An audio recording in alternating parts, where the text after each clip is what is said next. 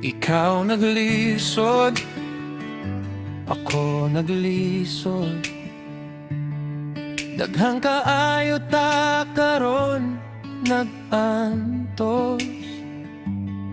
Sa panahon nga grabe ang kalisod, murag tanan presyo nagsaka, wala na'y balos. Kabuntag pangitag pagi,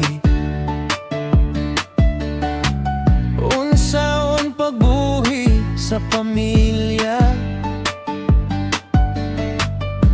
Bugas sugsod ang lisod na paliton, apan padayon gihapon ta sa pakigbisog sa kinabuhi. Bisan kapoy na ang lawas ug hunahuna, ayaw gyud kalimot nga napay paglao sa matag pagsulay nga atong giagian. Adunay rason nganong magpadayon. Ikaw naglisod, ako naglisod. Daghan kaayo ang naglisod karong panahon na.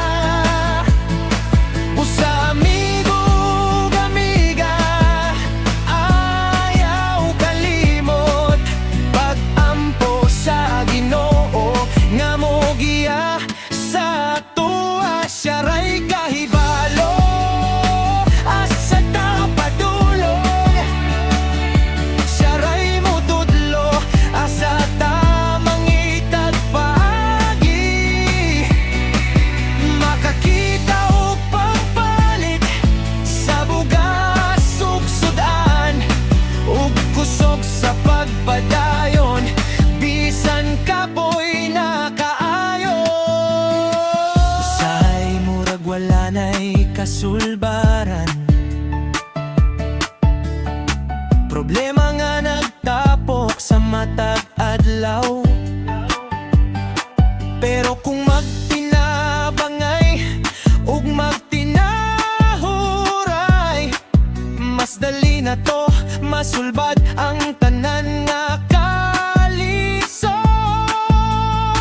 Ayaw kahadlok mo hangyo ug tabang, kung bugat na kaayo ang imong dala. Kay dili ta kinahanglan mag-inusara, naray mo tabang kung magpakabanata. Sa pag-ampon nato makakita ta kahanan, sa kangit-ngit nga murag walay katapusan.